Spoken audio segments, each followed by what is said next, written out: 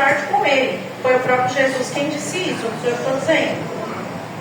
Então, é por esse motivo que nós priorizamos uma vez no mês este momento, para que todos possamos participar da mesa da reconciliação. Amém? Evangelho de Marcos, capítulo de número 11, versículo de número 12.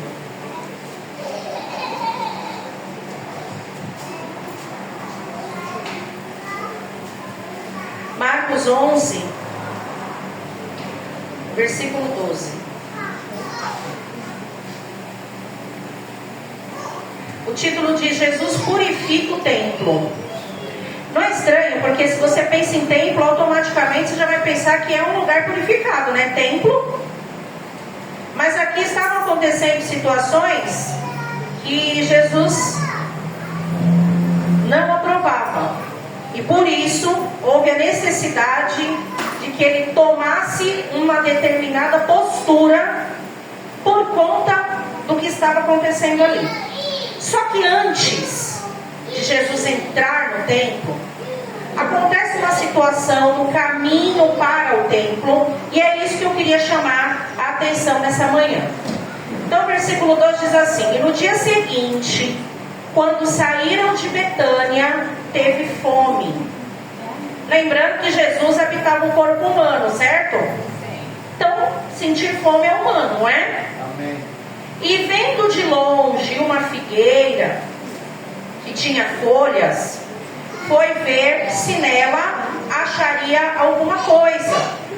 Mas, chegando a ela, não achou senão folhas, porque não era tempo de figos.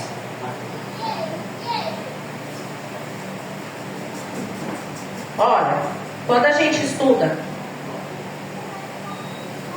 as partes do vegetal, nós estudamos como é que desenvolve o vegetal, certo? E aí, a gente começa aprendendo que existe a semente, mas a gente não para pensar de onde veio a semente, não é? Ela teve que vir de algum lugar. Ah, veio da própria fruta, porque se eu chupo uma laranja, tem as sementes da laranja lá. Se eu pegar a semente e plantar, vai virar laranjeiro, não vai? Mas aonde é que brota essa semente para poder virar laranja? Antes disso, na flor. A flor é que vai fazer com que a semente seja gerada. Tanto é que a coisa mais linda que Deus fez, você sabia que grandes agricultores da natureza são as abelhas e os beija-flor? Porque dentro da flor existe um pólen. E eles, quando vão lá, tanto o beija-flor que põe o biquinho, como a abelha que entra lá para pegar néctar, ela suja o corpinho dela com esse pólen, e quando ela vai para outra flor, aquele pólen cai, e ali acontece a fecundação daquela flor. Olha como Deus é maravilhoso. O biquinho do beija-flor também, quando entra lá dentro da flor, ele também, depois passando para outra flor, ele faz essa fecundação. E aí, através da flor, desenvolve o fruto. E o fruto a gente se maravilha com ele. Cada um com a sua característica, né? O Senhor é maravilhoso. Então veja que melancia, por exemplo, não cresce em árvore, porque ele é perfeito. Certo? Então cada um com a sua qualidade, com a sua característica.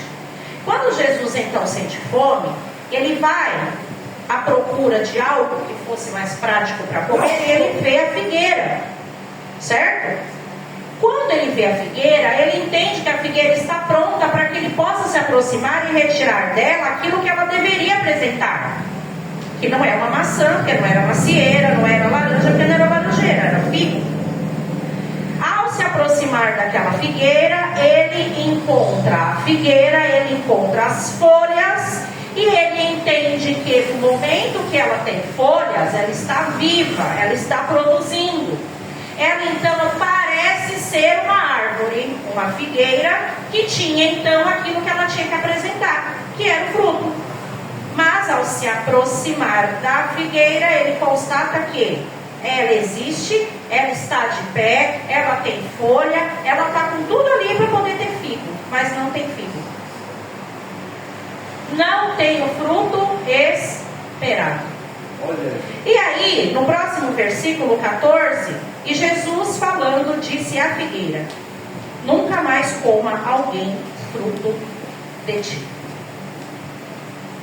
Ele amaldiçoou a figueira.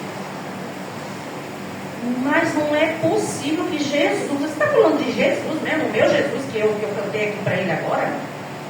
Não é possível.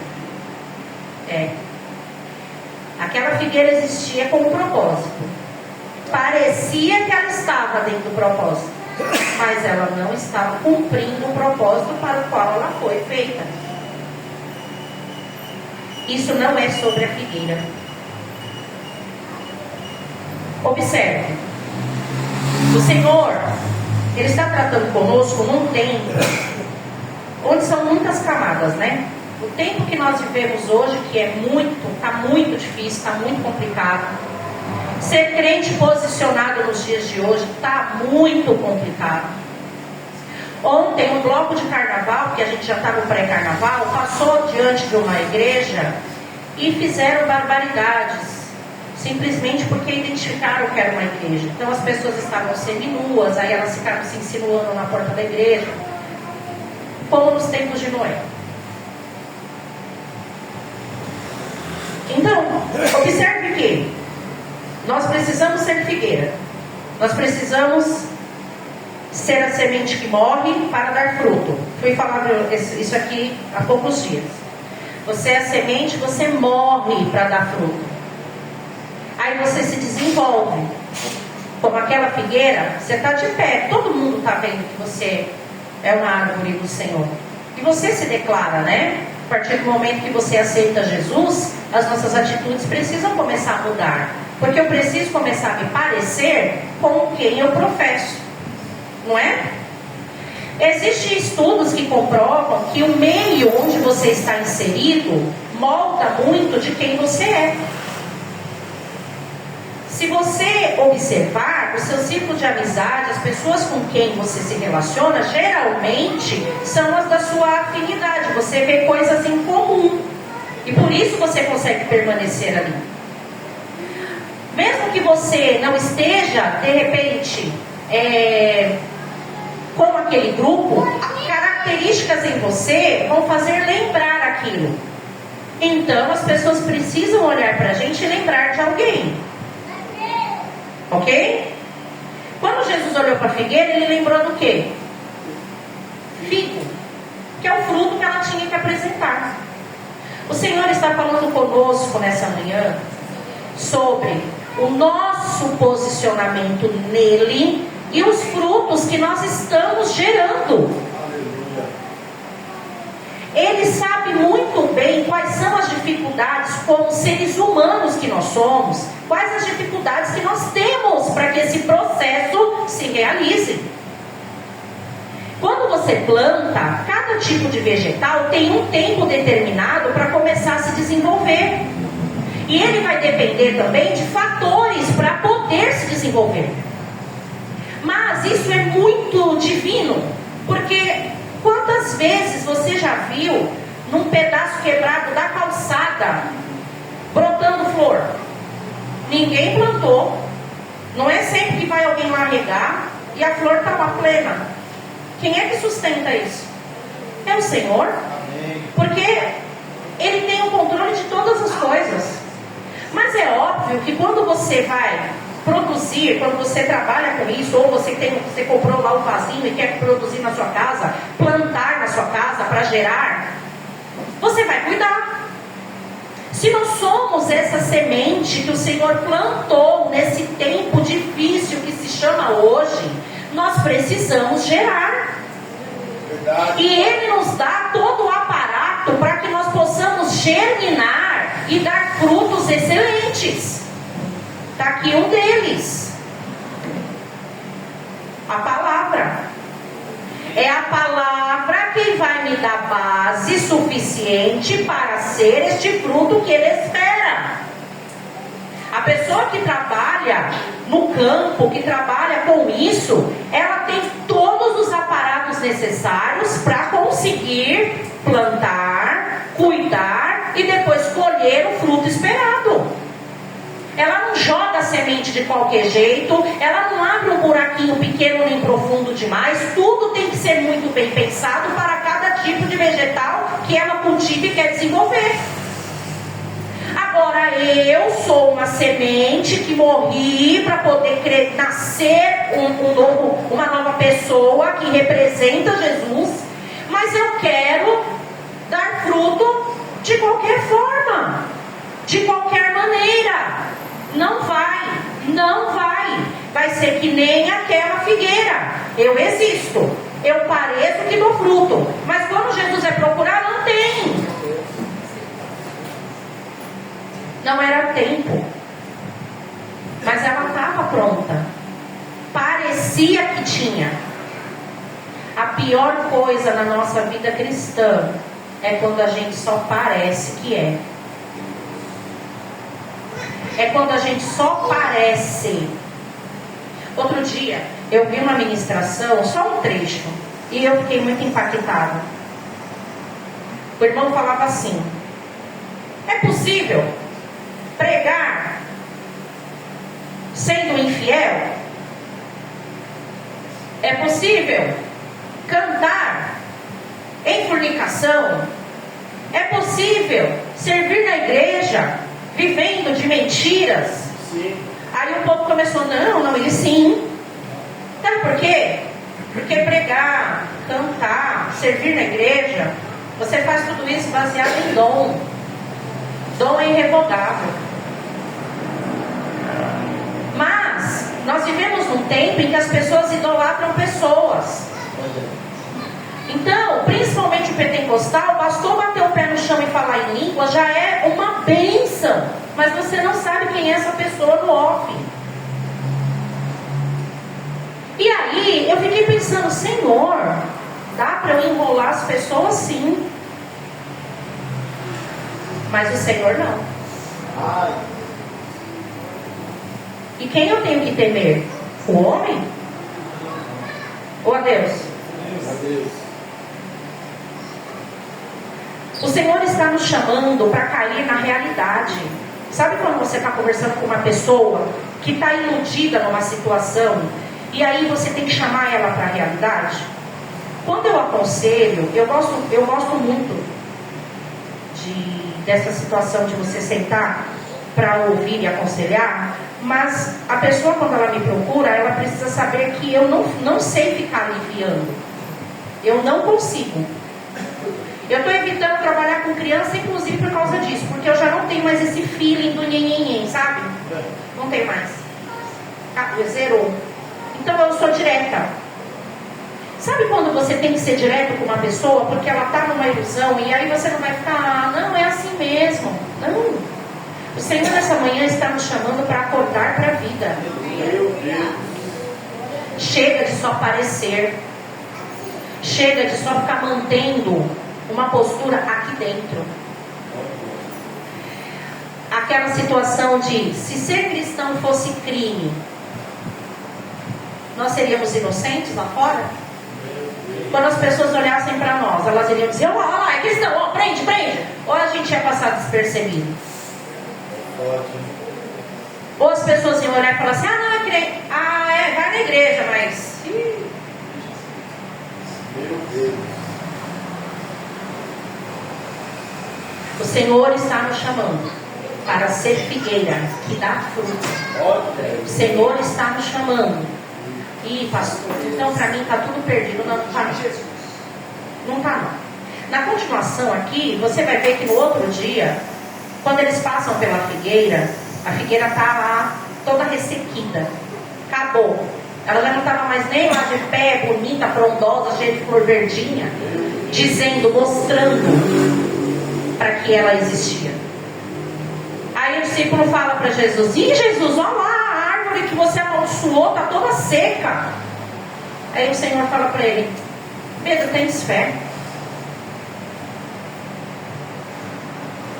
Tendes fé? ela já não servia mais. Mas o Senhor, Ele, dentro dessa situação, que muitas vezes para você é um pecado que você luta faz tempo, é uma fraqueza que arrebenta a tua alma, e você tem plena consciência, e isso é muito bom, porque quando eu falo aqui do dom e da pessoa que prega, muitas vezes ela está vivendo uma vida de pecado, mas ela está confortável porque está escondida aos olhos das pessoas, então ela faz sabendo que está errado, gosta de fazer o errado, e não sente nenhum remorso, e nenhum arrependimento, e continua fazendo as coisas de Deus. Isso aqui é perigoso. Agora, aquela pessoa, ela tem consciência, é uma fraqueza, é uma dificuldade, ela luta, ela sofre, ela não quer, desesperadamente ela quer correr daquilo. É diferente. Tem desfé. Tem desfé. Eu não vou desistir do caminho. Eu não vou deixar o propósito para o qual o Senhor me chamou. Eu vou continuar fazendo aquilo que Deus me chamou para fazer. Mas eu tenho plena consciência de que eu preciso dar frutos excelentes. Então, vou recorrer ao que o Senhor me dá como ferramentas para que esse fruto excelente venha a nascer e florescer. Meu Deus! Quais são as ferramentas? A minha vida com Ele. Verdade. A minha comunhão com Ele. Eu quero dar fruto excelente, eu quero ser uma árvore frondosa, eu não oro, eu mal venho para a igreja, quando venho eu fico de olho no relógio. Agora você pode ficar com o olho no relógio, porque está bem grande ali, ó. Eu fico preocupado com outras situações. Durante a semana eu não pego uma Bíblia, quando venho para a igreja é que eu tenho um contato com ela. Meus irmãos, todos nós estamos passíveis de fazer isso que eu acabei de falar. Sabe por quê? Porque a nossa natureza é humana. E hoje em dia nós estamos vivendo um tempo em que um apertar de botão te traz trocentas informações. Só, eu estava vendo uma psiquiatra falando, o nosso cérebro, ele não foi feito para multitarefas, e a gente está vivendo num tempo onde é muita coisa ao mesmo tempo. Crianças estão adoecendo, estão indo a psiquiatras, isso está comprovado, está saindo notícia em cima de notícia, por causa do excesso de informação. Excesso de tela. É muita informação visual, auditiva. Hoje, eu sou professora, você não tem mais layout de sala de aula de tempos atrás. O aluno não, é insano querer que um professor e uma aula expositiva prenda a atenção do aluno. Aí agora você usa a televisão, você usa telão, também não prende mais, a interação tem que estar aqui, ó. Ele não quer mais ler, ele não quer perder tempo, não quer mais. Eu já estou velho, não quero. Vou mandar áudio para mim, você vai estar falando devagar, porque eu vou pôr na velocidade 2 com certeza. E porque não tem velocidade 5. O negócio está grande demais para ler, eu vou ler assim, depois eu vou ter que ler de novo. Meu TDAH me prejudica, mas eu não consigo. Já sou acelerada, já vivo numa sociedade acelerada. Você não quer ficar atrás do carro no trânsito, você não quer enfrentar fila, você não quer mais nada. Você quer que seja tudo fast food. Mas na nossa vida cristã não é assim. Não existe na terra nenhum vegetal que eu jogo a semente e no outro dia já tem fruto. Na tua caminhada cristã é assim também. Ela é construída. Se eu tenho que dar fruto, se eu tenho que... As pessoas precisam olhar para mim e buscar. Peraí, tem uma coisa diferente nesse ser humano aí. Eu não quero que ela me idolatre, mas eu quero que ela venha a Jesus através de mim. A árvore frondosa vai chamar a atenção porque dá sombra, refresca, dá fruto. Não é assim? Ela chama a atenção por quê? Por aquilo que ela é e pelos benefícios que ela pode trazer. Ok? E o Senhor nos chamou para ser essa árvore frondosa que dá esses frutos excelentes. Mas sozinho não vai. Sozinho não vai. Sozinho a gente vai ser só a figueira. Firme, as raízes vão estar lá, as folhas estão lá, mas não vai ter fruto. As pessoas vão te olhar. Hoje nem olha mais com Bíblia, porque quase não se vê as pessoas com Bíblia. Mas elas vão olhar você com uma camiseta e um versículo, ou de repente numa roda você não vai beber porque você é crente, você não vai fumar porque você é crente. Ah, eu não falo palavrão. Mas a atitudes e sentimentos. Elas vão falar mais alto do que qualquer uma dessas coisas. As escolhas. A escolha em participar numa roda de fofoca ou não. A escolha em cozinhar a mágoa e o ressentimento ou não. Tudo isso vai chamar a atenção. Ser misericordioso com aquele que sofre. Tá lá na sarjeta, tá merecendo. Quem manda ser maconheiro? Quem manda ser não sei quem? Estenda a mão, dê comida, dê atenção, primeiramente. É um ser humano que custou o sangue de Jesus na cruz. Meu Deus. Primeiramente é isso. Se está na sarjeta por suas próprias escolhas, é outra situação. Ok? E aí aquela célebre pergunta, no meu lugar o que Jesus faria? Jesus está nos convidando para ser quem nós precisamos ser. Mas eu não estou dizendo que Ele está afirmando que isso é fácil e a gente vai tirar de letra. Não. Cada um no seu contexto, cada um com a sua personalidade, cada um com seu temperamento. Quer ver uma coisa? Existem os temperamentos: sanguíneo, colérico, fleumático e melancólico. É muito interessante estudar isso e se identificar, viu? Na hora que você puder, tem um monte de informação disso na internet. Eu casei com sanguíneo. Aleluiado. Eu passo o rap, tem hora que eu falo pra ele assim, ó, amado, essa sua simpatia me prejudica. Porque cada vez mais as pessoas vão saber que eu sou chata, até o ponto de falar que eu sou arrogante. Mas eu passo na rua que nem qualquer ser humano normal passa, olhando pra frente ou pro chão. Eu não fico dando bom dia pros cachorros. Porque, gente, para, né? Eu tô assim, igual, tem uma pessoa ali varrendo o chão, eu faço questão de falar bom dia, porque às vezes essas pessoas são invisíveis pros demais. Então, todo prestador de serviço, eu faço questão de falar um oi, bom dia. Eu estou num lugar e chega uma pessoa nova, onde eu trabalho, como posso, onde eu trabalho, ou lugares que eu frequento, e tem um prestador de serviço, eu faço questão de falar oi, bom dia, oi, boa tarde, olá, você é novo aqui, qual é seu nome? Me chama a pessoa pelo nome, isso sim. Mas se eu vou na padaria, daqui até eu chegar lá, essas pessoas eu não conheço, eu fico aqui, ó, na minha. Tem gente que não. Ué, Deus abençoe.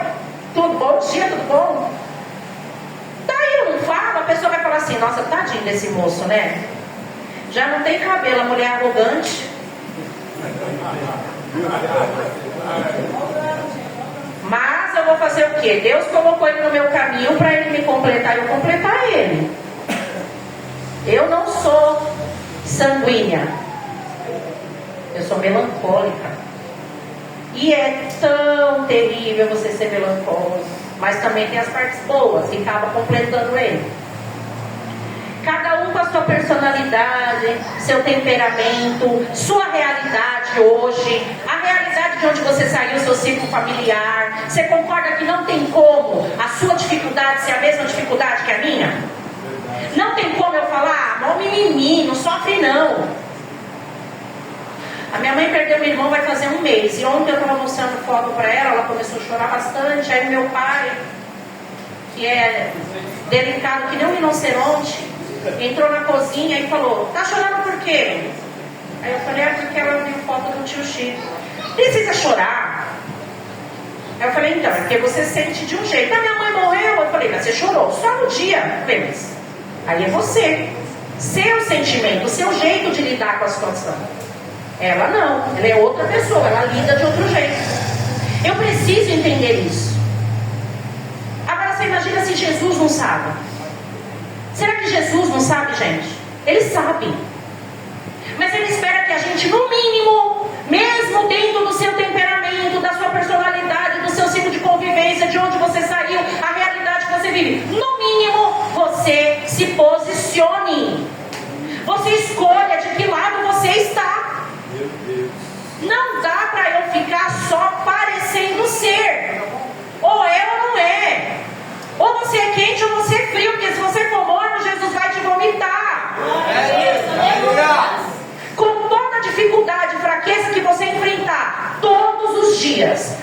preciso me posicionar. Com todos os problemas que eu sei que eu tenho e as lutas travadas na minha mente, todos os dias eu tenho que me esforçar, porque senão é um dia a menos que eu tentei dar fruto, e aí no outro vem outro dia, e depois vem outro dia, e daqui a pouco eu estou igual a figueira que Jesus amaldiçoou. Até tinha um fruto aqui, outro ali, mas eu não cuidei. Eu não coloquei adubo, eu não coloquei fertilizante, eu não podei aquilo que precisava ser podado, porque João diz, eles têm lá no João 14, que o Senhor é a videira, nós somos os ramos. Todo ramo que não der fruto, o agricultor vai cortar. Mas não é uma poda para crescimento, é cortar fora e lançar no fogo.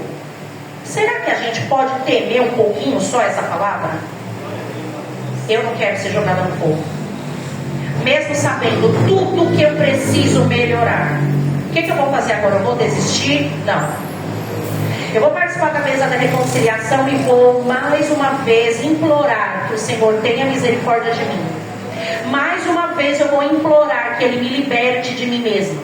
Mais uma vez eu vou implorar para Ele, me liberta dos pensamentos, das atitudes, da falta de atitude, de tudo aquilo que ainda não me caracteriza como alguém que é discípula do Senhor.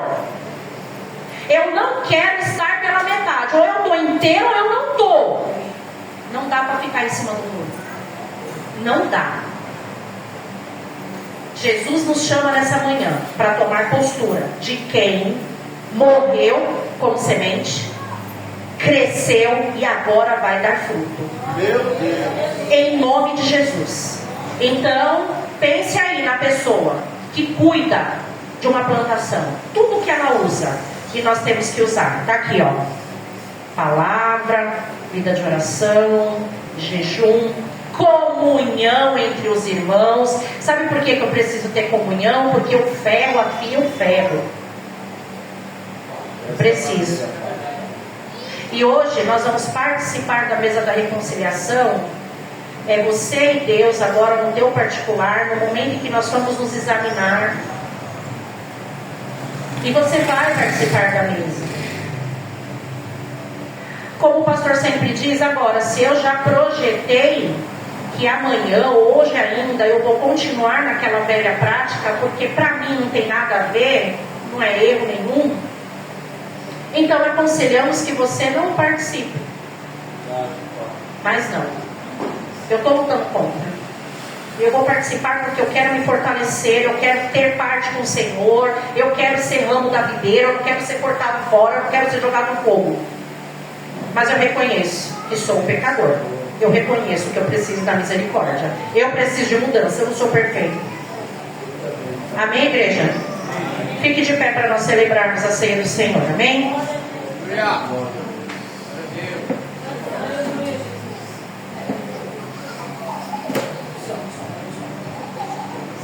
Som. Glória a Deus. Amém, meus irmãos? Amém. Glória a Deus.